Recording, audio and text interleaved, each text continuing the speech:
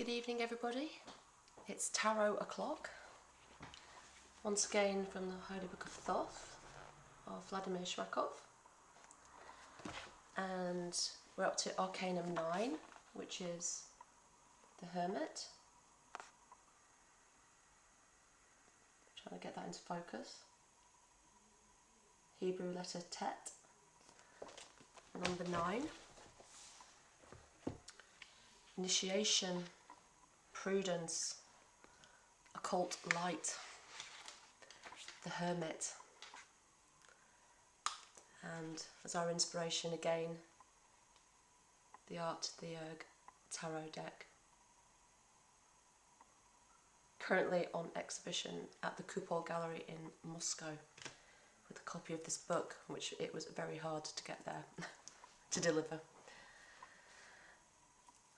So once again, I'm going to try and précis, which necessarily means missing out big chunks. Hopefully nothing too important, but just to give us a general idea of the Arcanum and hopefully to draw out some of the most important themes. Readers of Meditations on the Tarot, which is where a lot of these studies began. It's this book by Valentin Tomberg. Picture of the Hermit on the front. May recall that it's in that Arcanum that Tomberg talks about the resolution of binaries, the key hermetic task, which actually underpins all of the hermetic work. Now then, we're looking at the principle of the triple triad. I'm going to just dive in, I think. The deity is infinite, the world is infinite, and these two equal but opposite infinities determine the state of pralaya. Two infinities, opposite in sign, contain everything in themselves. The sign of the macrocosm, the hexagram, the six-sided star, and express the idea of the integrity and completeness of the absolute system of the two turners, the preceding 6 arcana. That is why Arcanum 6 is the first and last time, because the line between the first two turners is expressed not by the conclusion of the second turner from the first, but by the reflection of one in the other. The tetragrammatic cycle is immutable on the path between the first and second turner. On the contrary, between the second and third turner, it reveals all its power, all its unattainable greatness. The difference between the first and second turners reveals Arcanum 6 by the doctrine of the appearance of the will of the particular. When the one has established the illusion of multiplicity, the same doctrine separates the second turner from the third. The second turner considers the world as a complex of particulars, which is the image and likeness of the deity in relation to the entire cosmos. The third turner, 7th, 8th and 9th arcana, reveals the same teaching in relation to a particular. Thus, the second and third turners consider the same doctrine, but the one is applied to the macrocosm and the other to the microcosm. That is why the tetragrammatic cycle has full force here, because its principle is the consideration of the same idea in its dynamic flow through different sections of the cosmos. When considering the dilemma of the first and second turner of the arcana, the difference between the second and third turners as a value of the lowest order falls altogether. The second and third turners merge into one, and in this form the triad of the first 3 turners results in a 6-pointed star, the hexagram. And just to clarify again, because somebody asked me this question, by turner he means 3. So the first turner is the first 3 arcana, the second turner is the second 3, and so on. So with the Hermit we conclude the third turner of Arcanum 7, 8 and 9.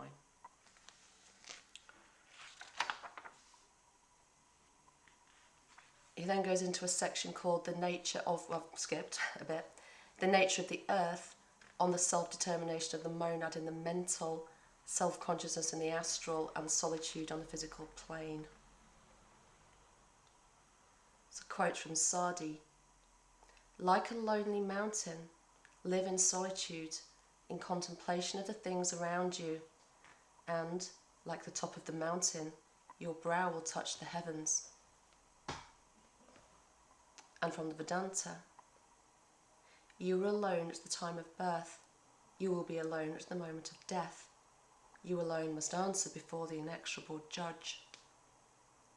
The hermit walking alone, of course. Arcanum III, the Empress, is a teaching about the divine nature inherent in a single homogeneous cosmic spirit. Arcanum VI, the Lovers, teaches about the heavenly nature inherent in the cosmic created spirit, the Eden of the universal family of individual monads.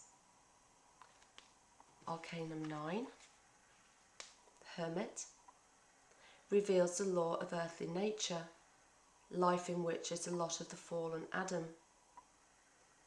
The aspect of the one reality, the individual monad, which is Arcanum III, was a potential mode of self-consciousness of reality. In Arcanum VI, is transformed into a quasi-independent individual actor, a substance of the same second kind. In both its states, the monad was aware of itself together with the cosmic whole. Arcanum VII, the Chariot, is the great turning point, the fall of the primordial man. Each monad loses its connection with the whole, begins to live only in its own individual relative world. And Arcanum IX, the Hermit, is a teaching about the fallen monad and its life in a phenomenal environment. This environment lies outside the consciousness of man, and it weighs him down because it visibly realizes his isolation from synthesis. The divine nature is born out of the consciousness of the cosmic spirit of the multiplicity of its potencies. The heavenly nature is confirmed by its dream of this multiplicity as a reality with the oblivion of unity. The earthly nature is confirmed by the consciousness of the fallen monads of its separateness as a prototype of individuality. The doctrine of individuality and its cognition is the problem of Arcanum IX. The history of mankind begins with the time when man first realised his royal dignity on earth. It is this consciousness that distinguishes man from all other beings on earth. Each genus of the animal world has its own special character, inherent only with insignificant changes to all individuals of this species. Habits and inclinations are derived not so much from the conditions of life as from heredity, which creates the attraction of all individuals of the same species to certain habits and inclinations. Individuality is reduced to a minimum and almost completely absent. Here the feeling of herding reigns, which begins to disappear only at the highest levels of the animal world, which is an indicator of the emergence of the highest property of individuality, free will. In this world, the attachment to the environment is unusually strong. The animal is immeasurably more aware of itself as a part of nature than the ordinary person, because the consciousness of alienation is the first stage to the consciousness of individuality.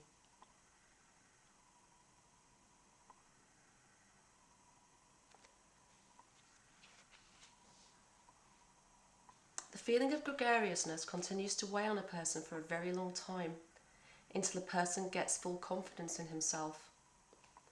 The closer a person is to the crowd, the more he tends to be drawn to human crowds. The fear of loneliness and the desire for them live in a person unconsciously for himself. He is never aware and cannot give what exactly makes him gravitate to human society. He simply feels somehow uneasy. Some powerful longing develops in his chest when he does not see the human bustle around him. It seems that a person is afraid of himself, afraid of something vague, indefinite, which can cause anxiety in his mind. Often, without realizing it, he simply feels that if he leaves the crowd, some balance will be disturbed, Some new danger will unfold before him. Something will happen so irreparable that it is necessary to be terribly afraid and do everything to prevent it. Day after day, without knowing why or for what purpose, people create one ghost after another, build ridiculous plans, get entangled in them, then finally understand, and then build again. Time passes, and in the bustle, without meaning, without use, without joy, without satisfaction, under the weight of hopeless and dull melancholy, they drag out their days, indulging in ridiculous fun. That's obviously quite an extreme interpretation of the natural human desire for company and intimacy and friendship. But he does make an important point that it can be very difficult to know ourselves and to live with ourselves, to get to the bottom of ourselves. And rather than do this, a lot of people seek refuge in others. They always look outwards rather than working inwards. But as I say, I think this is quite an extreme position, but we are talking about the Hermit this time. So I'm going to jump again. There's a long section on loneliness.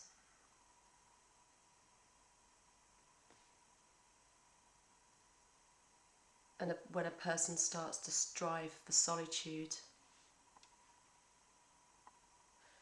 And there's quite a nice quote from somebody called Mikes or Mikes. And the angel said to me, "Go, leave. In the desert, hide yourself, so that there is the fire of the lamp. You have a law, save it until the deadline, so that when the vanity of vanities they will know, they will covet the truth and desire the light. They would have something to light their lamps with." Man cannot live simultaneously in the grossest forms and the subtlest feelings, for by adapting his being to the perception of certain vibrations, he thereby loses the ability to perceive others. It is true that a person can simultaneously contain in his soul the most contradictory ideals, the most diverse aspirations, but all these separate tones in his soul, having different individualities, must also be approximately of the same level of development. An extremely highly developed person, at the same time capable of both the most selfless feats and the most cruel atrocities, will always be equally great. Balance, both in this and in the other. Such a person is ever able to be, even for a moment, a cattleman. His spirit and his development, a herd, member of the herd, I think that's supposed to mean a cattleman. Sounds quite good, though. His spirit and his development will always and invariably be reflected in everything he undertakes. Having risen above the general level of the crowd, a person begins to be burdened by it, and with all his being tremulously longs to get away from it, to where the conditions of life correspond to his aspirations. All kinds of emigration, wandering, wanderlust, and finally monasticism is based on this desire of man. If a person is given great strength, given the ability to live among all conditions, whatever they may be, he can remain among the people where he was born, because no matter where he goes, everywhere only loneliness awaits him.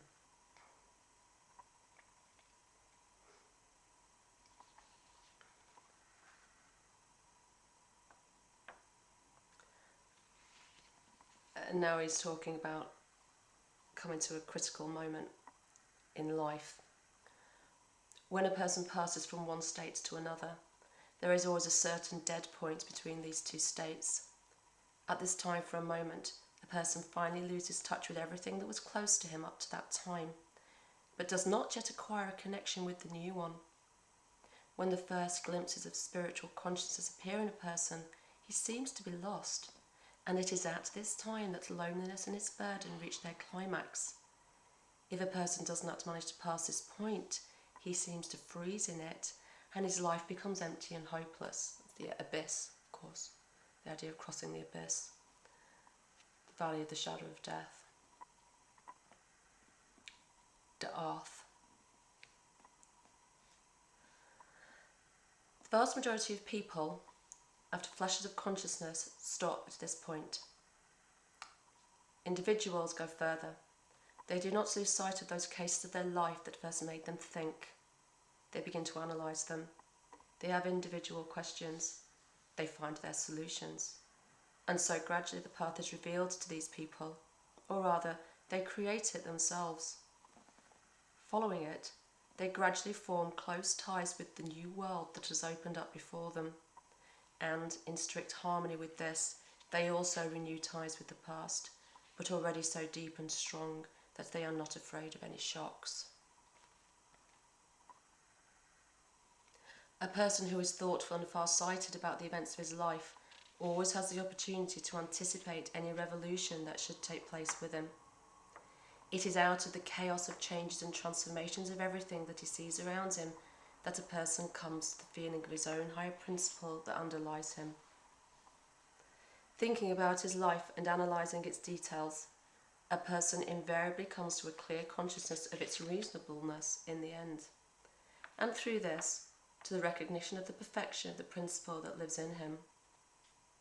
Thus, gradually, with the development of solitude on the physical plane, a person begins to feel first his individuality, then the presence of the higher principle in his being, and finally its intelligence and perfection. And through this he finally understands the great good, to have support in himself. Self-reliance. Then there's a section on self-awareness in the astral.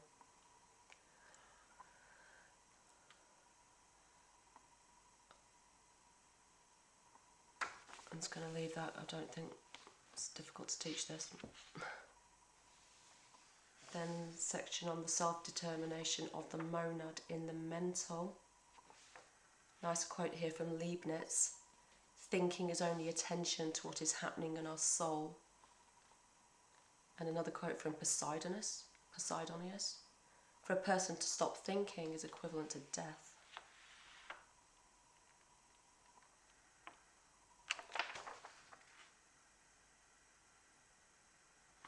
And he concludes those sections by saying, in this way we have come to the conclusion that the whole course of human evolution is the affirmation and identification of their individuality in a concrete and conscious way. Wherever a person transfers his consciousness, whatever side of his being he lives, he is equally convinced that everywhere, in all his parts, he lives as a part of himself and as his whole. By virtue of the primordial law of analogy, in strict harmony with this, he learns his very role, meaning, value and purpose in the world. He learns the great and basic doctrine of the human world, that every person is a part of the whole God, and the whole God in part.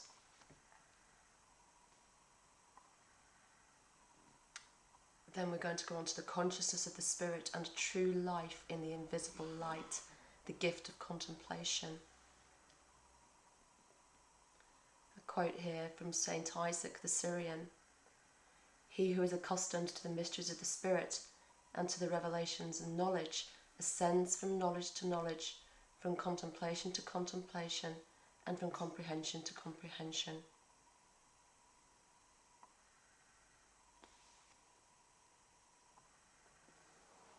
That man is poor who finds no satisfaction in anything that God has created. That's Bishop Albrecht.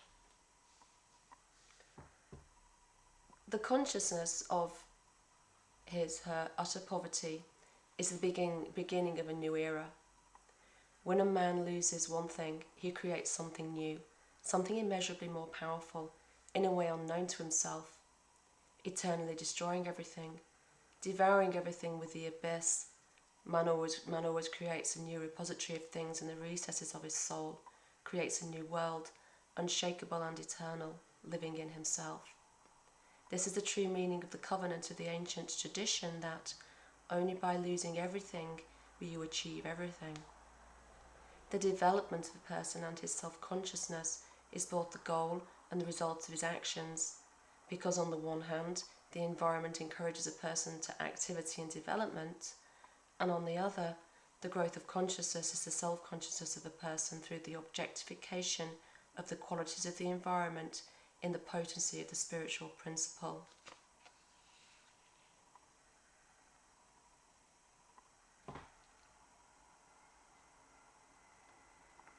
A nice quote from Orpheus: "For a person to really exist is to be aware of himself."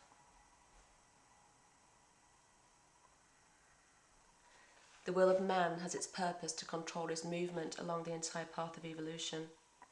Man is born a free being. All means are given to him. The thirst for the goal is invested in him. He is given to feel that way. Through the use of this freedom, a person gives himself the appearance of a person who is different from others, realizes and confirms the potentially embedded principle of individuality.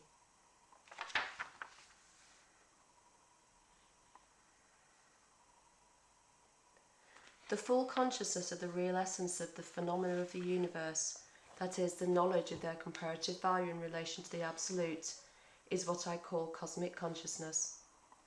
Cosmic consciousness is a clear, quite distinct sense of the order, value and significance of each individual factor of the universe in a series of others like it, as well as of the type, intensity and tonality of its causal, sequential and harmonic connections with the world outside of it. A person knows the world insofar as this consciousness is developed in him. It is not a particular type of consciousness, but it is the highest degree of development of all types of consciousness, and it is through it that a person can actually fulfill the great mission entrusted to him, to know himself, God, and the universe. Man, as a microcosm, contains in his being the prototype of the highest cosmic antinomy, the binary of the principles of spirit and environment. The individual monad manifests itself and thereby asserts its potentially inherent integral being, the composition, the body, in the broadest sense of the word.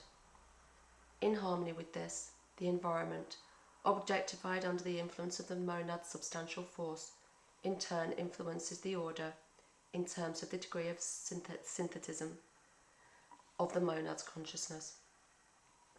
The spirit is established through the creation of its body. The body objectifies both the individual stages and the favouring of the successive alternation of their entire chain.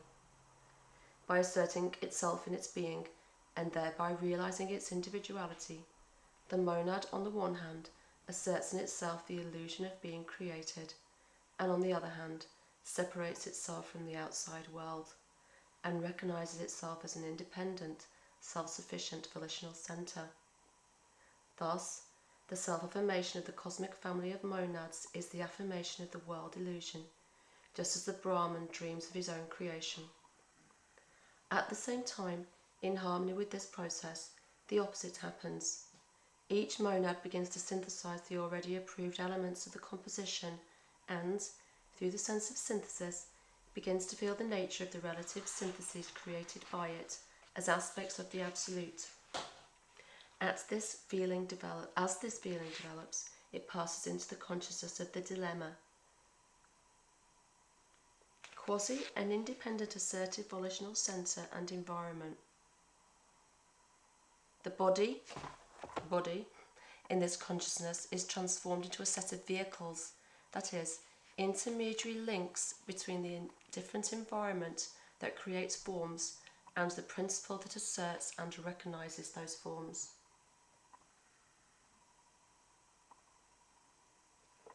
Vehicles being the subtle bodies.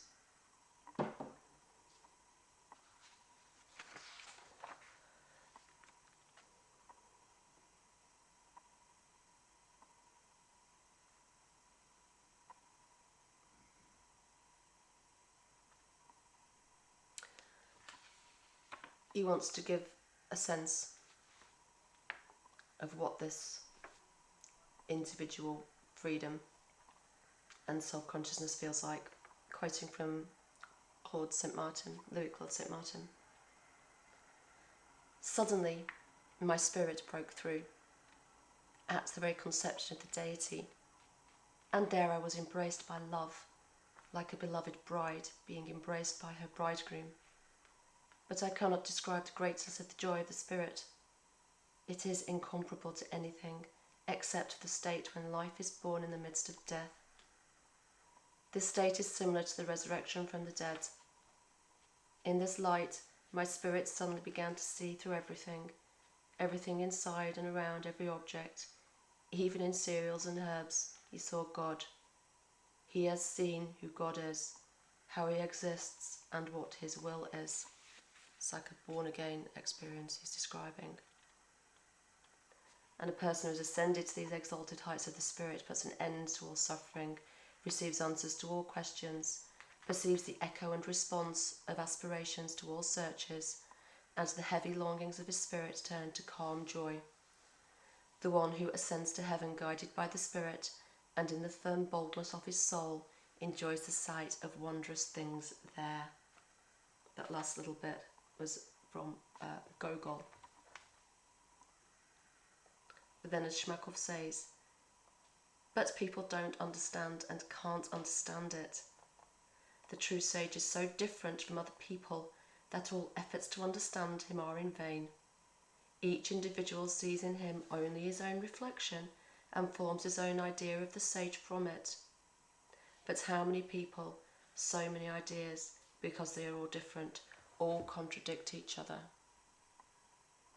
Because of course what's wisdom in heaven is folly to the world and vice versa.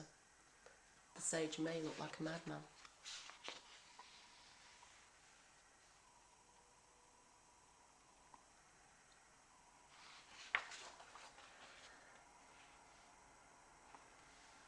Now we're going to give a long quote from Madame Blavatsky, who I think gets a bad rap in a lot of occult circles these days, ones that might call themselves traditionalist, pietist, Puritan. I felt that way myself for quite a long time, but you know, without Madame Blavatsky, a lot of this occultism, we wouldn't have it. There might be a lot to sift through, but she opened a lot of doors. And as she says, you're at the door, disciple. Listen now to the pure, high and wondrous truth. The mind is the great killer of the real. The knowledge of the eye is the slave of Maya, born in chains, lives, dies. It passes like a ghostly dream, leaving no trace, like a ray of moonlight in the glaciers of Hamawat. Everything passes, sinks into eternity, and there is no life in it.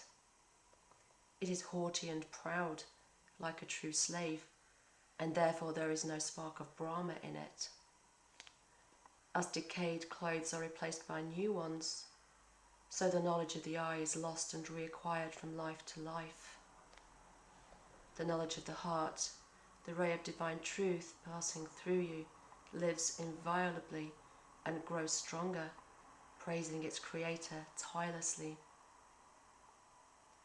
The wondrous voice of silence from the recesses of a tormented heart speaks the word, and it is unchangeable.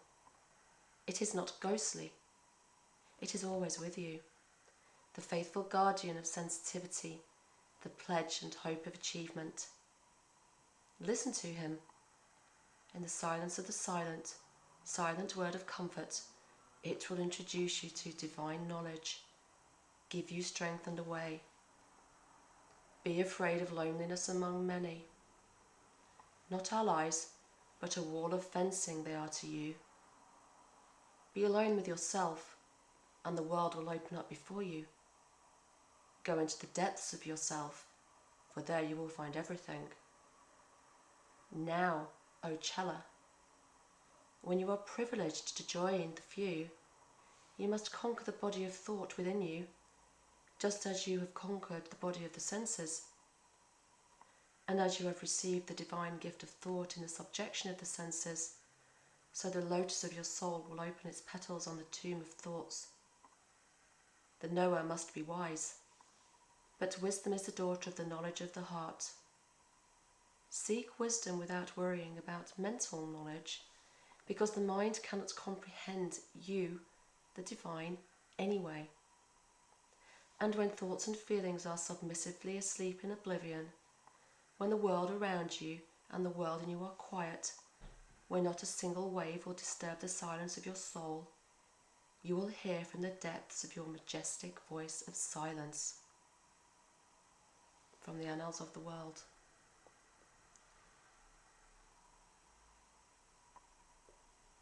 That's from her book, The Voice of Silence, 7 Gates, 2 Ways. And then there's another quote from the monk Hestius, probably pronouncing that wrong as usual.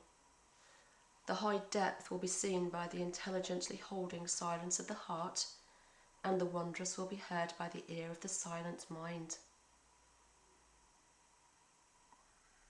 And another quote from Ramakrishna.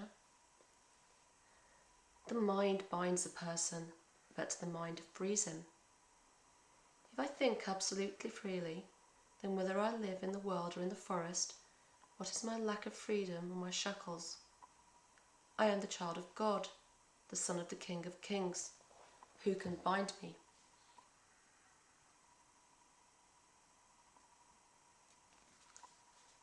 And another, Nile Sinai Ave,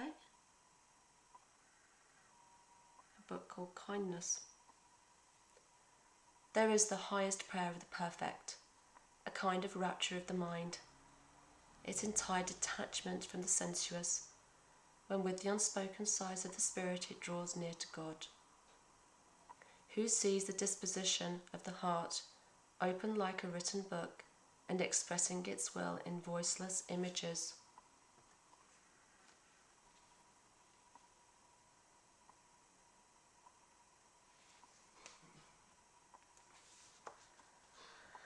The cosmic consciousness differs from the narrowly human consciousness and rises above it not by the highest development of its particular properties, but by its very being. Cosmic consciousness is the boundary where the pure mind of man merges with his feeling. The difference between the spheres of their activity in this high field decreases and they merge into one common synthesis, which is the absolute beginning of cognition. This beginning is contemplation.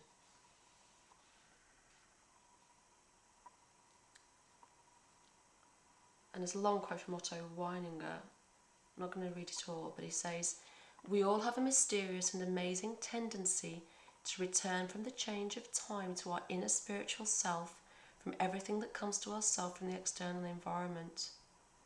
In this self, under the form of immutability, we satisfy our desire to contemplate eternity. This contemplation is the deepest, truest experience on which absolutely everything we know and assume about the supersensible world depends.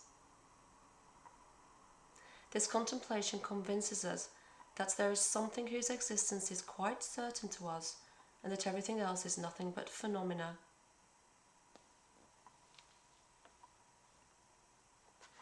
Contemplation is the state of the human being when it is actually and fully assimilated to the deity.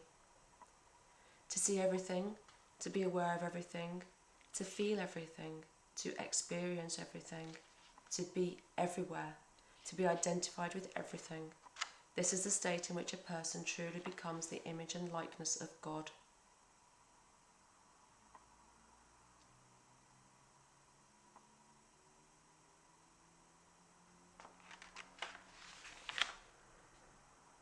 Having cosmic consciousness, man triumphs over all obstacles, limits, and limitations, but he can achieve this only in a state of rest, in deep contemplation, when his thought is in a state of the greatest sleep.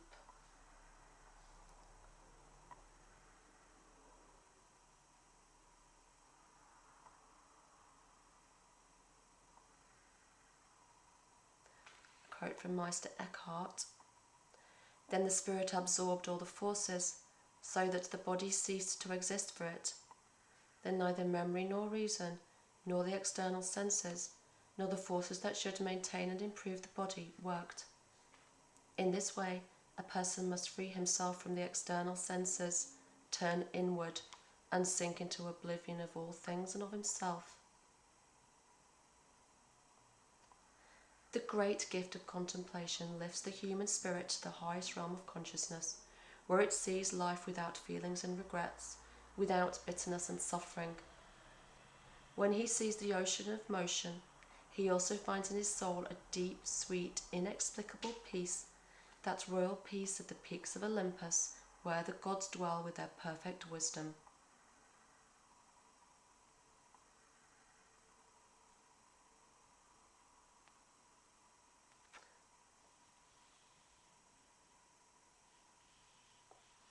There's a quote from Hermes Trismegistus.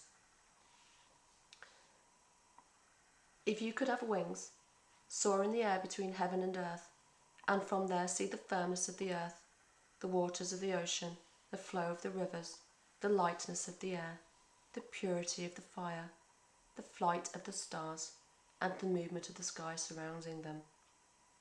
O my son, what a magnificent view it is! You could feel yourself motionless.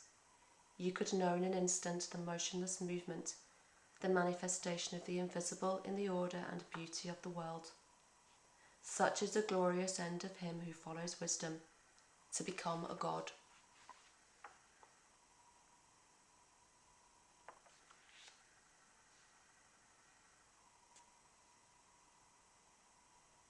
The spirit of man is divine. The individuality is eternal. The highest happiness is the transformation of man into God. Giordano Bruno. Contemplation is not only a person's goal, but also his very path. Wherever he stands on it, he always and invariably carries with him all his future greatness.